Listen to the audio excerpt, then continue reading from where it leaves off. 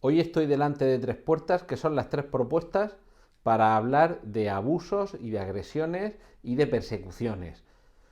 Vamos a entrar por la primera. El problema es que cuando salgamos nos quedan las otras dos y yo hoy no sé con cuál quedarme. Saludos, bienvenidos una vez más a este cine instantáneo en el canal de YouTube de la Biblioteca Regional. Hoy vamos a abordar el tema de las acusaciones, los abusos y las persecuciones, con tres películas que están disponibles en el catálogo de eFilm, esta plataforma de streaming de acceso legal y gratuito para quienes tengan el carnet de la Biblioteca Regional o de otras bibliotecas que están adscritas al funcionamiento de esta plataforma. En eFilm vamos a poder encontrar La caza, película del año 2012, El, película del año 2016 y The Assistant, película más reciente del año 2019, y en las tres se aborda este tema, la acusación, el abuso y la persecución. Vamos adelante.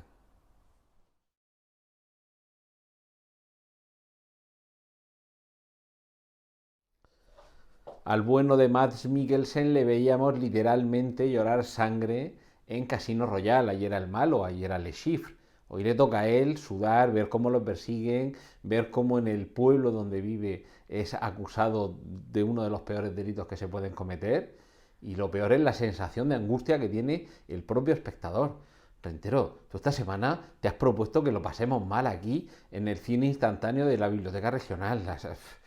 Yo es que estoy con mal cuerpo y todo. Y eso que todavía no he visto la película. Thomas Vinterberg, el director de Kursk y de Otra Ronda, dirigió en el año 2012 La caza, una película de nacionalidad danesa que tiene un protagonista, Mads Mikkelsen, que en los últimos años ha cobrado gran protagonismo, entre otras cosas, por encarnar a Aníbal Lecter, en la serie homónima. Claro, partíamos de alguien a quien hemos visto hacer de malo en Casino Royale, la versión con Daniel Craig, y alguien que es Aníbal Lecter. Pero logra convencernos de su inocencia y nos pone al borde de la angustia de la que vive su personaje. Se trata de Lucas, un hombre de unos 40 años, que se ha divorciado, está en vías de rehacer su vida, como suele decirse, con una nueva pareja y también tratando de recuperar la relación con su hijo. En ese momento, un momento en el que una crisis personal ya parece que está dando paso a la estabilidad, se produce un hecho terrible porque se le acusa de unos abusos sexuales a una niña. El problema es, desde luego, muy peliagudo, sobre todo porque casi desde el principio al espectador se le va quedando el convencimiento de que debe dudar, de que no debe dar por supuesto que lo que hay detrás de esa acusación es real, pero al mismo tiempo se está dando los suficientes elementos como para que tampoco tenga la completa certeza de que el personaje de Lucas es completamente inocente. Y quizá eso es lo más desmoronador, o, perdón, lo más demoledor en cuanto al convencimiento que tiene uno sobre qué es la verdad. Entre las dos versiones o las dos visiones de lo que puede haber sucedido, hay momentos en los que uno no sabe muy bien con qué quedarse, pero mientras va teniendo la incertidumbre sobre si es cierta la inocencia de Lucas, que realmente esas acusaciones obedecen a un error, a una mala interpretación, a este momento en el que nos encontramos, en los que nos estamos olvidando de esa presunción de inocencia y estamos dando casi una certeza de culpabilidad y que hay que invertir la carga de la prueba y demostrar que eres inocente en lugar de que los demás demuestren que eres culpable, toda esa angustia que va viviendo el personaje que interpreta Mads Mikkelsen, el espectador lo va viviendo como propio. Y eso es, ya digo, lo demoledor de una película como La caza, porque eso es precisamente lo que va sucediendo en torno a este personaje, con una reacción eh, violenta, despiadada, desconfiada, en un grado cada vez más intenso, de los que le rodean. Porque incluso sus seres más cercanos, lo primero que hacen en algunas ocasiones es creer antes la acusación o que dé la sensación de que sí, te apoyo, pero mi confianza en ti realmente no es tan sólida como debería. La caza cumple como título un doble sentido. Por un lado, la caza al personaje que interpreta Mads Mikkelsen, pero también un trasfondo que hay porque él mismo con su familia tienen una costumbre de ir a cazar. De casi, bueno, casi no, y sin el casi, un rito iniciático. De hecho, vemos cómo habrá esa llegada, ese rito iniciático, ese paso a la madurez de su hijo con quien quiere recuperar la relación y que precisamente está también relacionada esa recuperación de la relación paterno-filial con ese acontecimiento casi familiar o tribal de asistir a la caza, de que sea la primera vez que sale a cazar, y todo eso dentro de una familia muy amplia. Veremos que hay, tanto al principio como al final, sin querer desvelar el desenlace de la historia, pero hay ese rito familiar de ir todos juntos a cazar, bueno, todos juntos, aunque luego nos vamos separando para que cada uno cace su propia pieza. Y ese es el núcleo, la pieza a cobrar, y si realmente lo que se nos está mostrando, que en este caso es una... Hay que ser honesto con esto, al espectador no se le muestra realmente lo que sucedió para que vaya viendo o vaya descubriendo cuál de las versiones contrapuestas es aquella en la que debe confiar. Y eso es lo tremendo, porque realmente en el mundo real la mayoría de las veces no disponemos de la información completa, tenemos testimonios de un lado o de otro, y nos puede pasar como le sucede al personaje de Lucas, vernos de una manera casi kafkiana, rodeados de unas acusaciones de las que no podemos desembarazarnos, que nos resulta complicado demostrar nuestra inocencia, porque siempre resulta más complicado demostrar la inocencia de algo que no sucedió que demostrar la culpabilidad de algo que sí que sucedió. Y en cualquier caso, el desasosiego que se vive con esta película nos hace tener un compadecimiento con las personas que hayan sufrido en alguna ocasión algo así. No me refiero solamente a acusaciones de índole de abusos sexuales, sino cualquier otra, que a alguien se le haya acusado de un comportamiento que no ha cometido, pero que tampoco tiene forma de probar que era inocente. Como se suele decir, por nadie pase.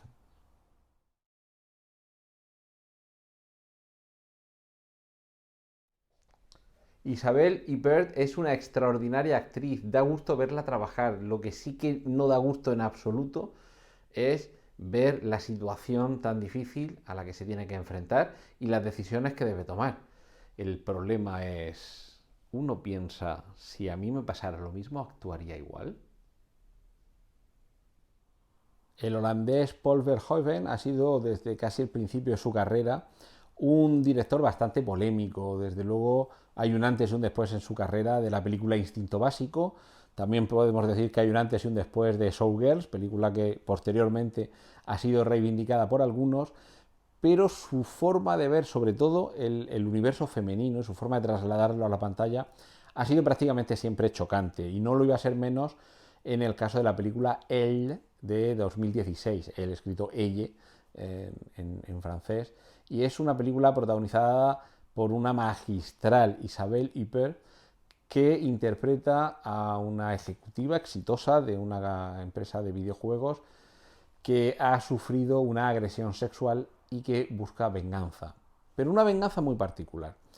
Y de hecho, creo que es destacable de esta película, primero, la serenidad en el personaje que interpreta Isabel Huppert, lo concienzudo de su, de, no vamos a decir de su trabajo, pero bueno, de su intento de buscar al culpable, de encontrarlo, y en su caso de desquitarse de la agresión que sufrió. Pero lo que a muchos ha chocado, quizá no tanto si repasan la carrera previa de Paul Verhoeven, es el humor negro que hay. Un humor no de carcajada ni de sonrisa en muchas ocasiones, pero sí un humor que estaba presente en algunas de sus películas también más controvertidas en cuanto a la interpretación que se le da, como puede ser Starship Troopers, Tropas del Espacio, basada en una novela de Robert A. Heinlein, y una película en la que había desde luego unos golpes de humor fantásticos, pero como los podía ver también en Robocop, de un humor muy negro, ya digo, no de un humor de carcajada. Y en esta película, que realmente es un drama, como mucho un thriller psicológico, no se le podría calificar de comedia, pero sí que vemos desde luego cómo hay esos momentos en los que el espectador se siente un poco incómodo porque dice, estamos planificando el mal, estamos llevando a cabo el mal, una venganza en lugar de buscar la acción de la justicia, se supone que está mal, pero al mismo tiempo lo que consigue el personaje de Isabelle Huppert, gracias al, a los caminos por los que nos lleva Paul Verhoeven en la película, es que no ya que empaticemos, sino que incluso simpaticemos con esa venganza, porque no deja de ser en el fondo una película de venganza lo que estamos viendo. Es decir, vamos a perseguir el delito, lo vamos a perseguir nosotros mismos, vamos a convertirnos nosotros mismos en la mano ejecutora, vamos a tratar nosotros mismos de equilibrar lo que en su momento ya estuvo mal. Y me parece que esa es una de las reflexiones que en estos momentos en los que la persecución se hace a través de los medios, a través de la justicia, quiere promover Paul Verhoeven, que es que nos interpelemos a nosotros mismos si en una situación como la del personaje que protagoniza la película él, actuaríamos de poder hacerlo de una manera similar. Es decir, si nosotros mismos fuéramos capaces, nos convertiríamos en ese instrumento de tratar de buscar el equilibrio, aunque en este caso fuera a través de buscar el desequilibrio de otro desequilibrio. Si ya nosotros sufrimos un mal injusto, todo se equilibra si nosotros somos capaces de proporcionar ese otro mal injusto a quien fue el responsable de nuestro dolor y nuestro sufrimiento. Pues no es pequeña la duda, la cuestión que nos plantea, por cierto, una historia que está basada en una novela de Philippe Dillon y que quizá, por lo menos aquí en España, la novela en su momento no tuvo tanta repercusión como creo que sí lo ha tenido la película y sobre todo, ya digo, la situación o el planteamiento que pone ante el espectador.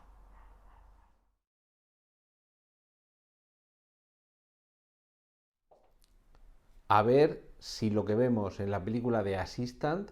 toda esta función en torno no estrictamente a una fotocopiadora, pero sí al entorno laboral, deja de ser casi un documental y pasa a convertirse en un mal recuerdo.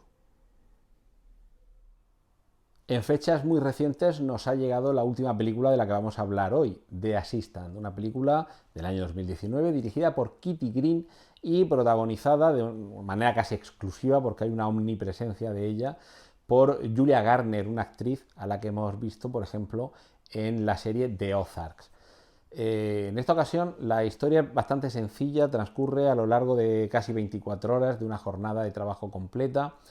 de una ayudante, de assistant, a la que hace referencia el título, una ayudante en una productora cinematográfica.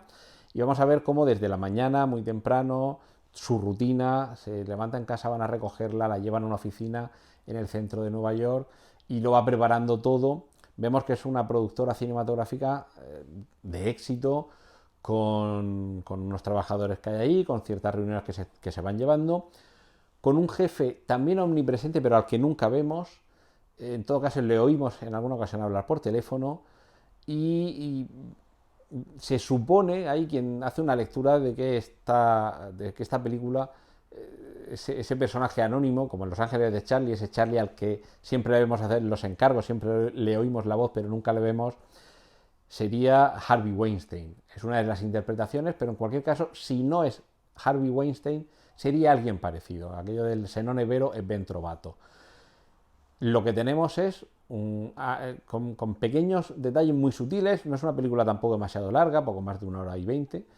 pero se nos va contando que dentro de esa rutina de trabajo, de oficina, en una productora cinematográfica, hay indicios, ya digo, sutiles de abusos. Vemos actrices jóvenes y bellas que llegan para que se les haga un casting o una entrevista. Vemos una bellísima joven que procede casi de una granja, que es su primera vez en la gran ciudad y que sin saber realmente hacer gran cosa se le coloca allí en esa oficina y en lo que la protagonista interpretada por Julia Garner comienza a tomar forma es que el trasfondo es que se le está ofreciendo ese papel a la actriz o ese puesto de trabajo a esta chica que llega nueva, un poco como camino para que a partir de ahí se le vaya a someter a una serie de abusos por parte de este productor que está siempre en la sombra y al que nunca vemos, pero sí conocemos que se está separando de su mujer, que tiene una casa a la que casi nunca va, que tiene reuniones, que es muy exigente, que es muy tiránico y que en alguna ocasión incluso llega a través del teléfono, a través de la conversación, desde luego, a tener una actitud muy agresiva con la protagonista. Vemos como todo está dirigido de forma que ese personaje, ese productor en la sombra, tenga ese aspecto tiránico, que todos estén sojuzgados y sometidos a él. Y vemos también cómo algunas de las tareas que tiene que hacer en la oficina esta ayudante, quizá no competirían a una ayudante en un puesto de trabajo que, en fin, identificamos como de tipo administrativo, enviar correos, hacer gestiones, manejar la agenda, sacar fotocopias. Casi media película transcurre cerca de la fotocopiadora, pero en ocasiones también tiene que entrar en la sala donde ha habido una reunión y recoger toda la basura que ha quedado por allí. Parece que dice, bueno, esto se supone que esto sería trabajo para otro profesional que se le tiene que pagar por esto en específico, y ya vamos viendo cómo hay una serie de abusos que van, abusos verbales, abusos en cuanto a tus condiciones laborales, desde luego en cuanto al horario, trabaja de sol a sol. Vemos que, no recuerdo bien el horario, no sé si empieza a trabajar como a las 6 de la mañana y a las 9 de la noche está allí todavía y apenas ha tenido un par de momentos para comer algo. Pues bien, toda esa rutina tiene un punto de inflexión en el que además creo que es importante explicarlo, incluso haciendo un pequeño spoiler sobre la película, que cuando el personaje de Julia Garner descubre o cree intuir lo que está sucediendo y sale de la oficina y va a otras oficinas que hay cerca para hablar con alguien que intuimos que es del gabinete jurídico, para tratar de poner en su conocimiento que sospecha que se puede estar produciendo una serie de abusos, y lo primero que encuentra es esa parte contraria del yo sí te creo, hermana, que es el de no me creo ni una palabra de lo que estás diciendo, pero además, incluso aunque te creyera, y esto es lo grave, qué es lo que crees que has oído, qué es lo que crees que está pasando y qué pruebas tienes. Que sí es cierto que también nos puede llamar a la reflexión sobre si de verdad la parte de realidad que queremos conocer se corresponde con lo que sospechamos que puede estar pasando. Y esto es lo terrible, el que se ningunee incluso ese derecho a la duda y que se plantee la parte contraria de lo que habíamos visto en La caza. Sí, sí, te creo, pero no confío del todo en lo que me estás contando, y aquí sería algo parecido, pero justo a la inversa. No creo que lo que estás diciendo haya pasado, o me tienes que demostrar, y aún así, qué es lo que crees que está pasando. Es decir, poner en duda incluso una afirmación que podría ser solamente una sospecha, pero es que ni siquiera nos vamos a molestar en comprobar que esa sospecha está teniendo lugar. En el caso de The Assistant ya vemos que aquí hay varias denuncias, desde los, ya digo, abusos verbales, abusos en cuanto a las funciones a cumplir, a desempeñar en el trabajo, y luego la desconfianza. El no terminar de creer que lo que tú me estás contando realmente haya sido como tú me estás contando. Sobre todo, el problema es que me estás contando algo que, de ser cierto, sería terrible. Pero realmente, y también hay un momento de la película en la que lo vemos de esa manera tan cruda, cuando te has metido en esta rueda, y en esta rueda se juega así, los términos son estos, y cuando llegas aquí ya sabes que a cambio de recibirás, es decir, si aceptas meterte en este juego, ya sabes que eso que se dice, de que el que quiere peces se tiene que mojar el culo, y aquí el problema son los peces, y el problema es lo que supone mojarse el culo. La película nos deja ahí la cuestión, nos la plantea y somos nosotros quienes debemos resolverla, pero me parece que casi todos tenemos bastante claro dónde están las fronteras.